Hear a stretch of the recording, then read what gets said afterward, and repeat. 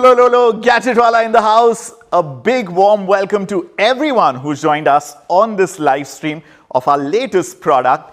A big warm welcome to all members of the media, partners, friendly competitors, and of course, all the incredible Me fans who've joined us. Thank you so much for joining us, and we've got an action-packed launch event right here, right now for you. We have been humbled to be the #1 smartphone brand in the country. This is something that you've heard ad nauseum from us, but this is also something we cannot stop talking about. The love and trust that Me fans have showered on us is absolutely unbelievable and humbles us every single day. What we are also extremely proud of is what Manu shared earlier this month. August 2020 marks the 5th anniversary of our Make in India journey. 99% of smartphones that we sell in India are made in India across factories across the country. 85% of the Me TVs that are sold in India are also made here in India. And one statistic that we are particularly proud of is across our manufacturing plants, we employ more than 30,000 people, out of which 95% are women. So when you buy a smartphone made by us, it is made by a mother, a daughter, or a sister right here in our factories. Something we are incredibly proud of. Let's jump straight into today's launch event, the Redmi 9. That's right. Now, Redmi 9 ko leke a lot of interesting tweets have been happening, especially by our good friends in media. Ishan, Prakhar, Amir, everybody is like, kitne hai aakhir ye 9th generation mein phones? Well, ye sari guthi aaj sulajhne wali hai. I'm going to help clarify the confusion for all you guys. And something we've been asking on Twitter and on social media, where is the 9? In fact, agar aap theek se calculate kare, has it been more than 9 months since the Redmi 8 came out? Almost. This is the 9 series of Redmi. Agar superheroes ke jaise inhe dekhein, then what you have is the Redmi Note 9 Pro Max at the top of the food chain right there, the bacha of them all, packing in an incredible 64 megapixel quad camera array and that gorgeous design and performance combination. Nothing matches it in its price segment. The Redmi Note 9 Pro packs in all that gorgeousness and performance with a 48 megapixel quad camera array. The Redmi Note 9 is your entry into what is the world's best-selling Android smartphone series, the Redmi Note series, and the Redmi 9 Prime is our latest entrant. And don't believe us, but just go and Google Redmi 9 Prime. And consistently, people in the media have been saying that this is the best smartphone package available under 10,000 rupees in 2020. That is the Redmi promise. Highest quality, best specs, and honest pricing. So that brings us to today's entrant, and that is Redmi 9. That's right. Now, we've been talking about this on social media with this really pop, fresh, creative, more RAM, more fun. And throughout the presentation today, hopefully you're going to be convinced as I am about why this is the ultimate multitasking. See what we did there? Thanks to 4 GB of RAM, multitasking. We've got a lot of pundits in-house who write this incredible copy. So the Redmi 8 has been a best-selling phone across the world, under 10,000 rupees. And when we say best-selling, we are not talking about a few 100,000 units. No. At Redmi, we don't have conversations under millions of numbers, right? Now, since Q4 of last year, Redmi 8 has sold 8.5 million smartphones globally till Q2 2020. Now, this, of course, is a very tall order. So which is why when we decided to come up with the successor of Redmi 8, we had to do something that's better than the best that already exists out there. And hopefully, you're going to see just that today. Let's jump straight in. Design. Oh my God. If you like the Redmi 8 for its nice, understated refinement and class and elegance, you're going to love the Redmi 9 for its pop, bright sportiness, and of course, elegance. Introducing Aura Edge design on the Redmi 9. I am so thrilled the way this looks. I mean, the first time I held the phone, I was like, wait. Koi prank to nahi khel raha hai? Because a phone in this price segment that looks and feels so good, only Redmi could do something like that. So the Aura design is something that we have seen evolve over the last year and a half. You see that incredible rendition on the Note 9 Pro Max and Note 9 Pro across the Redmi lineup of the 9 series. So what you get is a beautiful refresh design, this gorgeous squircle-like camera array. It's beautiful, it's grip friendly, and it prevents fingerprints here on the rear. But of course, there's also place for a fingerprint sensor on the rear of the phone. Let's jump straight into the colors. Now, this is a color that the automotive industry has been obsessed with. 2019, 2020, all your SUVs in the price range of 10 lakhs, 15 lakhs, 20 lakhs, orange was their go-to color. We are trying to bring that sporty ethos to the Redmi 9 with this gorgeous sporty orange, which according to me is the best color on the Redmi 9. Of course, the other colors Manu and Anuj are fans of. So in fact, you should take to Twitter right now and let me know what your favorite color is. Tag me, Ankit V, on Twitter if sporty orange is your color, or tag Manu if sky blue is something that gets your heart pacing. Both of these are such stunning colors. So fresh, so pop. And of course, if you're someone like Anuj who likes things understated and muted, then carbon black is definitely going to be your color. I can't wait for you to hold a Redmi 9 to see how incredible the hand feel is, and we'll talk about the display just in a bit. But before that, there's one thing that Mi fans consistently love, apart from us, of course, and that is gaming, which is why performance is such an important aspect of the Redmi 9. We've chosen the trusted MediaTek Helio G35 as the chipset of choice here on the Redmi 9, and you'll find out why. It comes with a 12 nanometer structure architecture. The G35 is of course an octa-core processor with 4 of the ARM Cortex A53s clocked at 2.3 GHz and the other 4 at 1.8 GHz. Remember I told you that the Redmi 9 is a multitask king?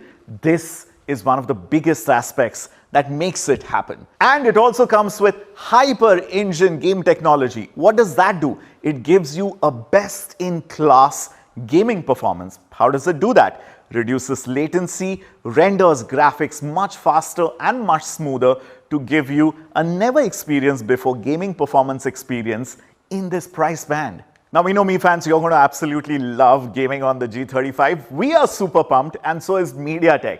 Let's see what JC from MediaTek has to say about it. Hello, everyone. I'm JC Su, Corporate Vice President, General Manager of Wireless Communication Business Group in MediaTek. This new Xiaomi Redmi 9, embedded with MediaTek Helio G35 chip, and powered by the innovative MediaTek Hyper Engine game technology, is a testimony of our association and towards making great technology accessible to everyone, enabling seamless gameplay experiences. The G series has been very successful, and we continue to receive tremendous support from the Indian market. This collaboration follows in the footsteps of Xiaomi Redmi Note 8 Pro, one of the most popular smartphones powered by MediaTek Helio G90T. It was the first G-series device powered by the MediaTek Hyper Engine game technology. And we took this association forward this year by bringing the G-series chip in more Redmi smartphones. MediaTek's G-series consists of the G90, G90T, G85, G80, G70, G35, and the G25. We look forward to a long and fruitful collaboration and wish Xiaomi all success for this great device. Thank you. We know a lot of you out there are benchmark junkies, so we've got a slide just for that. Let's look at the AnTuTu scores. Now, Snapdragon 439 is something that we used last year, but of course, competition barely catches up. So they are launching 439 devices this year as, oh my God, so new. The AnTuTu score of SD439 is about 88,000, but the AnTuTu score of the Helio G35 is 97K. You make the right choice basis benchmark scores and performance. Now, something that we started doing with the 8th generation of Redmi phones is making 4GB RAM the base. उसके नीचे तो मतलब बात ही नहीं करनी चाहिए. And frankly, 2020 में, if any smartphone player is selling you a smartphone with less than 4GB RAM, smartphone तो आपने खरीद लिया, लेकिन आप कब स्मार्ट बनोगे? Please don't buy anything less than 4GB of RAM, which is why we are packing in 4 gigs of RAM with 2 ROM options here on the Redmi 9, 64GB and 128GB. And in case all these gigabytes are not enough for you, there's also a micro SD card slot.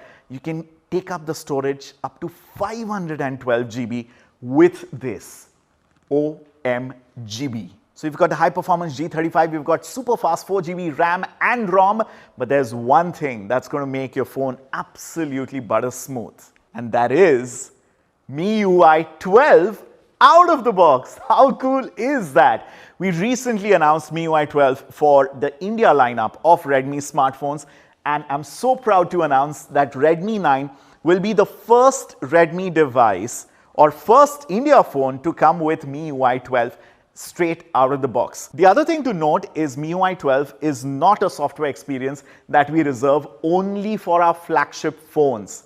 That's right. Whether it is the incredible K20 series or the Notes or 9 Prime, you're going to get MIUI 12 across the spectrum of our devices, ensuring a beautiful and super refined software experience for all. Let's jump onto that display, shall we? Well, of course, with this beautiful rear design, we've also got a completely upgraded display. Now, the display on the Redmi 8 was a good one, but we felt we should go bigger, which is why we've got a 6.53-inch HD Plus IPS display. In fact, let's take a look at the comparison with respect to the Redmi 8. There was a 19:9 aspect ratio on that. We've got a far more immersive 20:9 aspect ratio. And the size bump up, in case you remember, it was a 6.22-inch display on the Redmi 8, which is now bumped up to a beautiful 6.53-inch immersive HD Plus display. We know you're going to be spending a lot of time on these devices and the displays, especially given the current situation of working from home, playing from home, basically doing everything from home, which is why the display is certified by TUV to ensure minimal eye fatigue and optimal reading experience. Thanks to MIUI 12 and Android 10, we've got a system-wide dark mode in case you like all things black. But from dark mode to something super fresh and colorful. Of course, it's time to talk of the camera on the Redmi 9. Now, the Redmi 9 comes with a dual camera setup. And I absolutely love the shape of this camera assembly, don't you? It's called squircle, by the way. Square, circle, get it? I didn't make this up, look it up, it's a legit word. So the star here in the dual camera array is the 13 megapixel sensor. It is super versatile. And what makes the hardware perform even better is, of course, a MIUI camera software optimization. By the way, there's a completely new UI thanks to MIUI 12.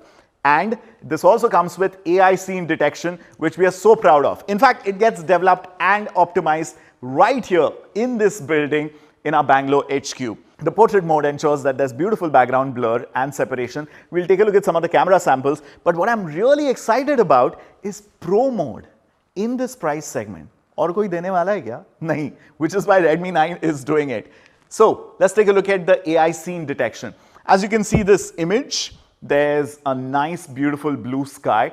Parts of the country jahan pe monsoon ho raha hai, I understand you may experience a lot of FOMO looking at this big bright blue sky. But this shot is actually with the AI scene detection off. It's still an incredible picture, right? Now, the minute you turn on AI scene detection, look at that dynamic range. Look at the shadows and the highlights and how beautifully all the details are captured. That's the beauty of the Redmi 9's AI scene detection. Oh man, I love portrait shots. What you want to pay attention to is, of course, the details in the shot and the background blur. The semantic segmentation and the AI scene detection is something we are very, very proud of here, especially on the Redmi 9. And that background blur is obviously happening thanks to the 2 megapixel depth sensor that works along with the primary sensor and artificial intelligence engine on the MIUI camera. The 13 megapixel AI camera on the rear is fantastic to capture the world, and to capture yourself and your loved ones, there is a 5 megapixel AI selfie camera. Isn't that a beautiful selfie? I love it. Look at the details, look at the skin tone, look at the colors, the shadows, and like I said, every strand of hair is clearly captured and detailed. That's the AI magic working with the 5 megapixel selfie camera there. Me fans, I can't wait to see what chummeshwari photos and videos you shoot with the Redmi 9. And whenever you shoot pictures and videos, don't forget to tag us on Instagram, on Twitter, on Facebook with hashtag Redmi 9, hashtag Shot on Redmi, and hashtag Redmi Project. It's time for me to take a breather, by the way. वैसे ज़रूरत तो नहीं है, but हाँ. And I'm really thrilled to call on stage a person जिसकी कभी भी battery down नहीं होती. So she's probably the best person to talk about the amazing battery performance on Redmi 9. Ladies and gentlemen, say hello to Sneha. Thanks, Ankit. Hi guys, I'm Sneha and I lead the Redmi business for Xiaomi in India. Let's talk about battery. The Redmi 9 enables you to go on and on with unlimited fun and entertainment with its massive 5000 mAh battery. But this time, the 5000 mAh comes with Redmi ka bharosa. What is Redmi ka bharosa? The Redmi 9 comes with ELB, Enhanced Lifespan Battery. Now you guys must be wondering, Sneha, what is ELB? If you consider a cycle of a battery from 0 to 100% as one cycle, any average battery has about 700 to 800 of such cycles. The Redmi 9, we've stretched it to 1000. What does that mean? That means on an average battery, say you get about 2 to 2.2 years of performance. On the Redmi 9, we've extended it by almost a year, giving you up to 3 years of performance of your Redmi smartphone. Now that is awesome. Along with ELB, the Redmi 9 also comes with some really cool features. It supports Vio Wi-Fi calling and it comes with the all-time favorite 3.5mm jack. It's so helpful to just plug in a set of earphones and join in a meeting, watch a movie without disturbing anyone in your space. Now I'm going to talk about something that is super important to us at Redmi. Quality of our smartphones. The Reading Mode 2.0 on the Redmi 9 is TÜV certified. After all, we're using our phones so much, it is only our responsibility to take care of your eyes and take that very seriously. The Redmi 9 comes with a P2I coating. What that does is, it protects your device from any accidental spills, light rain, etc. Right? One of the other features that I really like on the Redmi 9 is that its ports are corrosion free. In the long run, what that does is, it protects your device from rusting and corroding because of any water or anything that has touched your device. In addition, all these ports are rubberized and sealed, which means that it does not allow ingression of any water or any other liquid that you may spill around your device. Lastly, we believe in made in India and more importantly, made for India, which is why all our chargers come with a 380 volt surge protection. What that does is, it protects your device from voltage fluctuation. That being said, now let's see what's in store next. Over to Ankit. Thank you so much, Sneha. And that, ladies and gentlemen, is the 4GB multitasking Redmi 9. Let's take a look at it in a snapshot. Just like Sneha mentioned, it comes with a 5000 mAh enhanced lifespan battery with close to 2 days of battery life, an immersive 6.53-inch HD Plus display, a dual camera setup, 13 plus 2 megapixel, along with a 5 megapixel AI selfie camera. Of course, like all devices coming from Redmi, it's protected by P2I. It comes in 3 absolutely chummeshwari colors, that's sporty orange, sky blue, and carbon black. Of course, all of this is powered by the high-performance Helio G35 chipset. Let's take a look at the competition. This is my favorite bit because दूध का दूध पानी का पानी यहाँ पर हो जाता है. Now competition, most of them are using a year-old chipset, the Qualcomm Snapdragon 439. Some of them are also using the Helio P35. All their offerings are priced between 9 to 11,000 rupees. And now let's take a look at Redmi 9 that completely leads the pack with the highest quality, best specs and hopefully honest pricing. 6.53-inch display, 13 megapixel dual camera, Helio G35 and a 5000 mAh battery.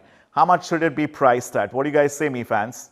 So, the 4GB multitasking smartphone Redmi 9 starts at 8,999 for the 4GB and 64GB variant. That's incredible value for money for this absolutely gorgeous looking device.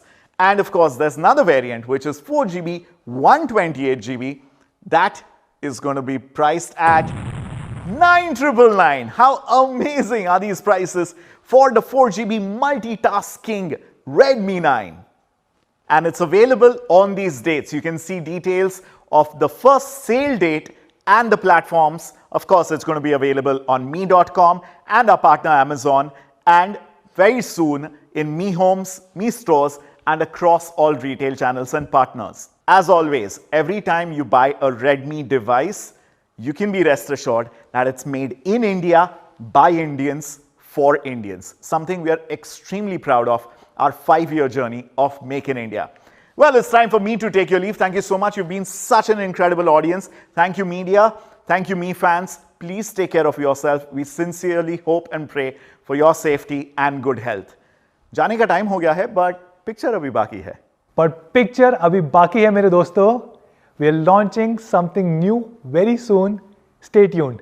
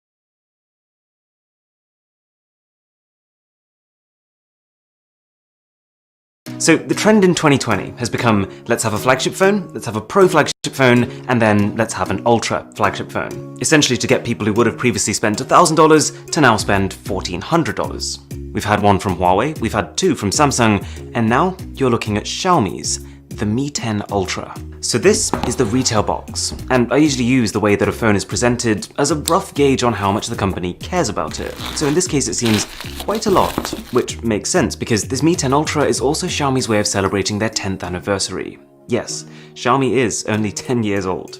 So the first thing inside the box is just a card with what I believe is simplified Chinese on it. You've got the smartphone. This is clean packaging, a SIM ejector tool, and below that is a hard case. And it's not just plain, it is lightly textured, which is definitely an improvement. There's a headphone jack adapter, a USB-C cable for charging, and the most powerful charger you can possibly get on a commercial smartphone. And here's the Mi 10 Ultra.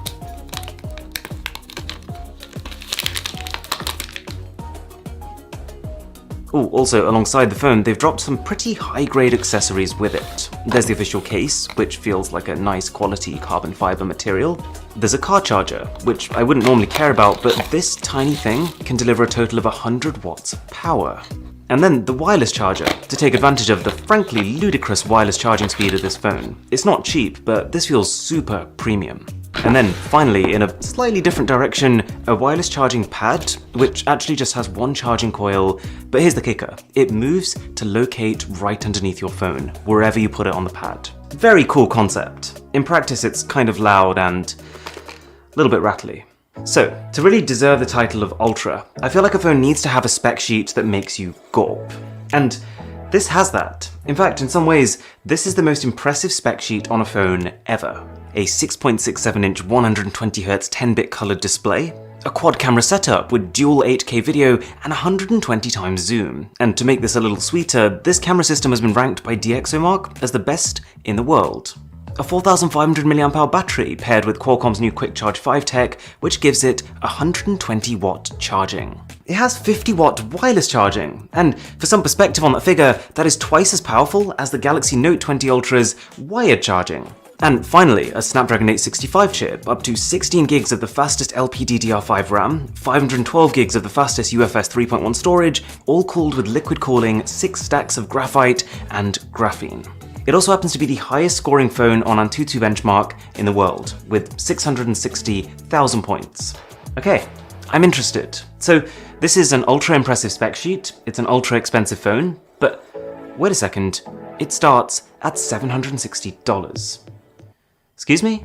I had to double check, I had to triple check, and yeah, sure enough, the converted Chinese price of this phone is $760. So even if for argument's sake we say $800, it has basically flipped the entire convention of an Ultra phone on its head. It costs less than Samsung's base normal Galaxy S20. So what's the catch? Oh, and if you're enjoying this video, by the way, a sub to the channel would be tremendous. Well, it doesn't look like they've cheaped out on the design. Although it has taken a very different direction to Samsung and Huawei's offerings, it does look just as excessive and ultra. And the camera module, while I don't think it's the prettiest, does look badass. It does look like it means business. But I will say this, I didn't quite realize how big the cameras would be until I actually picked the phone up for myself. You know, like the Galaxy Note 20 Ultra, that phone has a huge camera bump, but even that sits in the top third of the phone. This comes down almost halfway, which means that whatever hand I'm holding it in, fingers touch it a lot, especially if you're gaming. It's kind of a shame because the shape of the phone is super comfortable.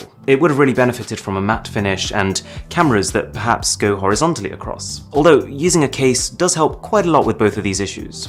And actually, just using this day to day, just trying to find the hidden catch that must be there somewhere, I really struggled. It loads games and apps quicker than I think any Android I've ever used, and I've been using this as my COD mobile machine, because it can play the game at 60 frames per second on the highest possible settings.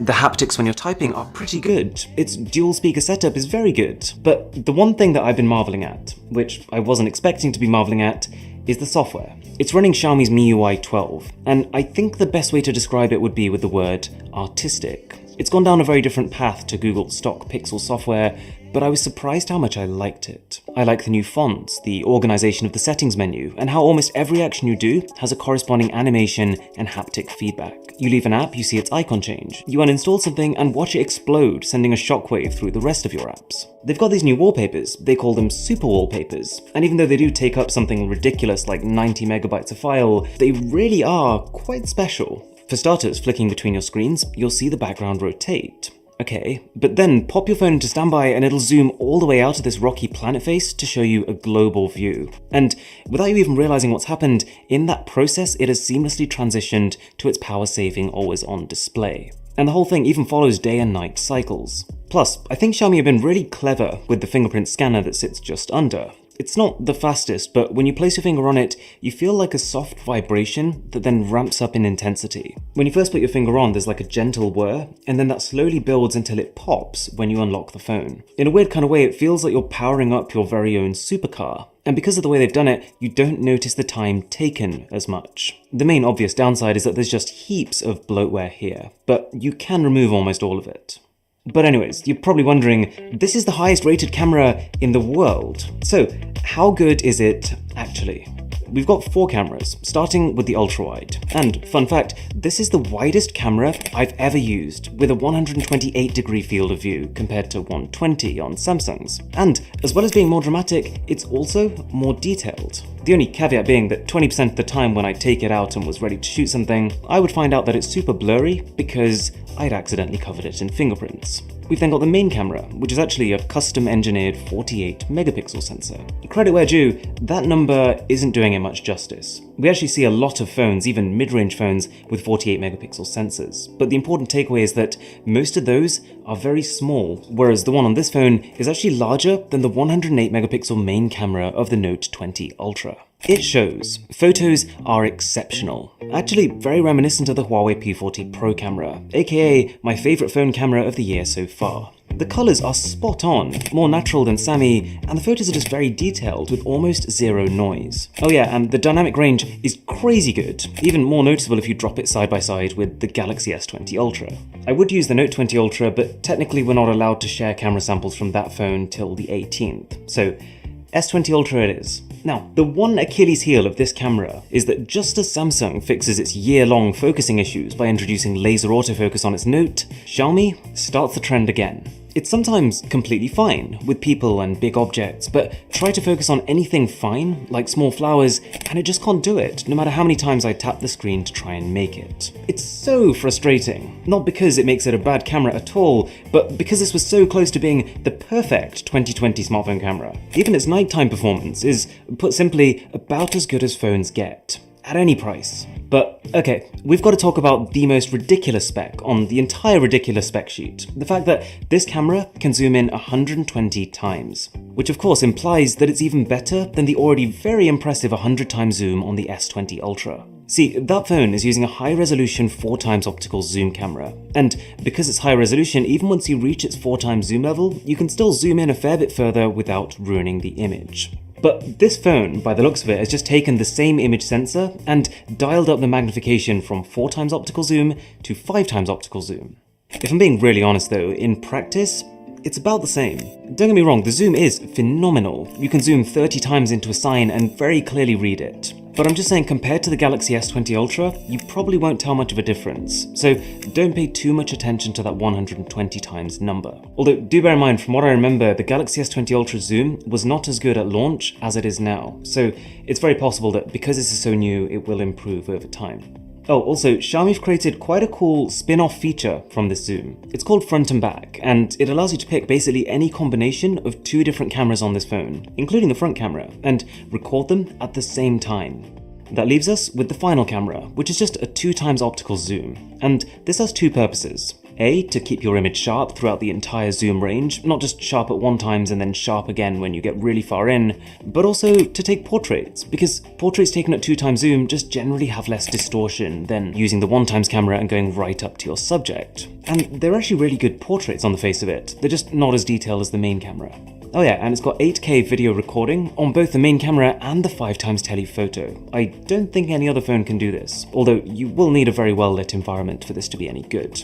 So, in a lot of ways, I agree with DxOMark. I can't believe I'm saying this, but as an overall package, this is probably the best set of cameras on a phone. And I had so much fun testing it out, I completely killed my battery, so I whacked it on charge. And at this point, I wasn't really thinking about its charging speed. I'd kind of forgotten about it, so I went downstairs, I started making some tea, I came back up and I was fully ready to just work on something else while I waited, but then I realised it's on 50% charge after literally 6 minutes. Now, I've never been the biggest advocate of fast charging, just because I'm someone who charges my phone overnight, and if you do that, it doesn't really matter. But, I mean, this is so fast that you can't help but just want to give them a little round of applause. Practically speaking, I think to make it work they've had to split their one battery into 2 separate cells, which probably means that you are trading some potential capacity for this ridiculous charging speed. But the battery is good enough. I did spend a full day using it hard, and it survived. So, at this point, you're kind of looking at this phone thinking, have Xiaomi cheated? Did Xiaomi just rob a bank and they're now subsidizing the price of their own phones? Because, I'll tell you now, as much as I tried, I didn't find one huge gap here, one big caveat that would explain how it's so much more affordable. But there are a few things that you should bear in mind. While it does go up to 16 gigs of RAM and 512 gigs of storage, the base model sits at a pretty uninspiring 8 GB plus 128, which is about par for the course for a $700-800 phone. There's also the fact that if we say the Galaxy Note 20 Ultra's display is an A+, then this would be an A-.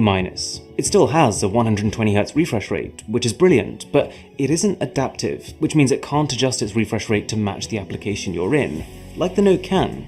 Plus, this is only a Full HD Plus panel versus Quad HD Plus. It's not an issue for me, I've been using my Note on Full HD anyways, but it is a noticeable missing feature. And on paper its brightness should be lower too, but in practice I couldn't really tell the difference. I guess the biggest pain point is availability, because this is a China-only phone. So if you wanted it, you've got to import it, you've got to do a little bit of fiddling to get Google Play services working, and if you want to get rid of Xiaomi's bloatware, you might have to start switching to a third-party launcher.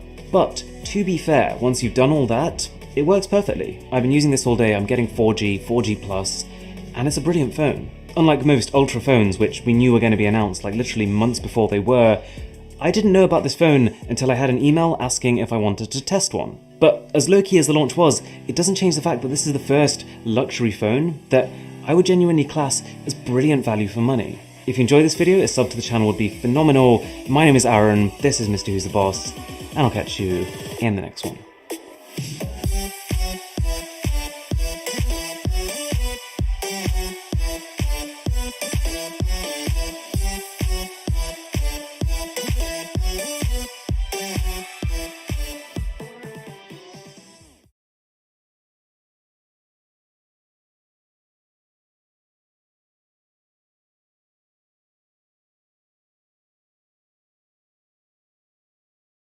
So I think it's fair to say that over the last few years, we've seen some crazy smartphone gadgets, but I think we've just topped it. So let's ease our way in. Number 20 is the Razer Kishi. It is the best mobile game controller I've ever used. It'll fit pretty much any smartphone, and because it's physically